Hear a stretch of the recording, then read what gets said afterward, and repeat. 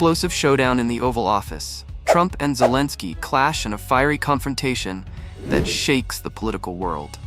In an extraordinary and jaw-dropping display of tension, an Oval Office meeting between President Donald Trump, Vice President J.D. Vance, and Ukrainian President Volodymyr Zelenskyy erupted into a fiery, chaotic exchange that has left the political world reeling. What was intended to be a diplomatic conversation between two world leaders quickly descended into an all-out verbal battle, with accusations flying, tempers flaring, and a visibly shaken Zelenskyy storming out of the White House. The confrontation, which had been building for days, reached its boiling point Friday afternoon. Trump and Vance confronted Zelenskyy in front of the American media, challenging his approach to the war in Ukraine and questioning his gratitude toward the United States. What followed was a shouting match that revealed deep divisions not only between the leaders but within the political landscape of both Ukraine and the US. As the dispute heated up, conservative voices erupted in applause, praising Trump and Vance for their unwavering stance in holding Zelenskyy accountable for his actions. Senator Bernie Moreno didn't mince words, declaring, "Finally, we have a president who is not afraid to speak the truth and take a stand against Washington's endless wars. For too long, American taxpayers have been funding a war that risks dragging us into a catastrophic World War III. It's time to stop the bloodshed and bring our troops home."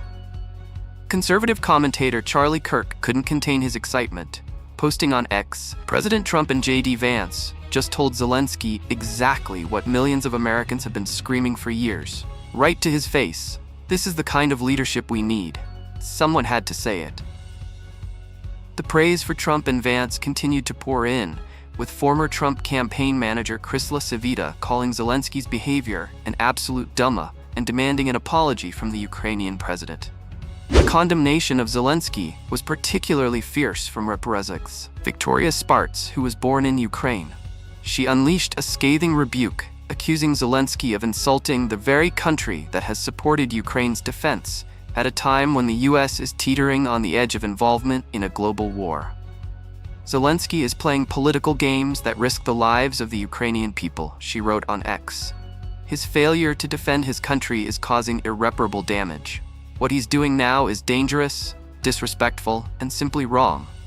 The drama reached its peak when the tense exchange in the Oval Office saw Trump and Zelenskyy lock horns over the negotiation process with Russia.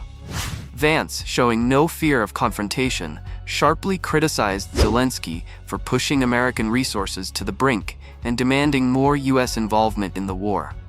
"It's disrespectful for you to come here and try to litigate this issue in front of the media," Vance told Zelenskyy. "You're forcing conscripts to the front lines because you have manpower problems. You should be thanking the president for everything he's done for you." But Zelenskyy, not one to back down, countered that the United States would feel the consequences of this war in the future. Trump, visibly frustrated, quickly shot back, saying, "You don't know that.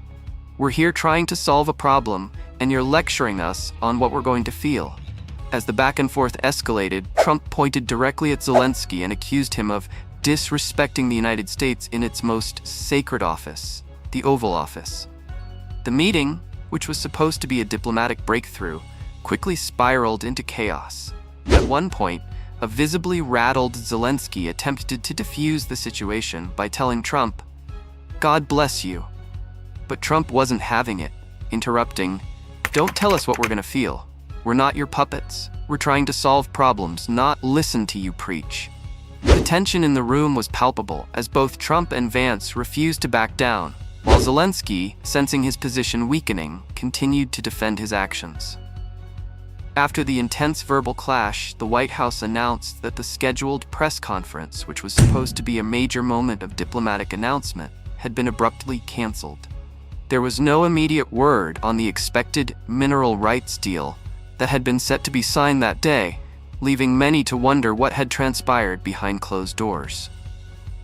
On social media, conservatives rallied behind Trump and Vance, declaring the meeting a victory for America's interests. Senator Marsha Blackburn posted, "Thank you, President Trump and Vice President Vance, for putting America first.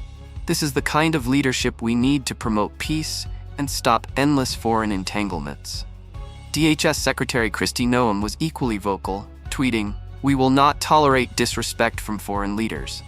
America is back, and we will not be intimidated or manipulated." But not everyone was pleased with the way things went down. Democrats swiftly criticized Trump and Vance for what they saw as an embarrassing and reckless display.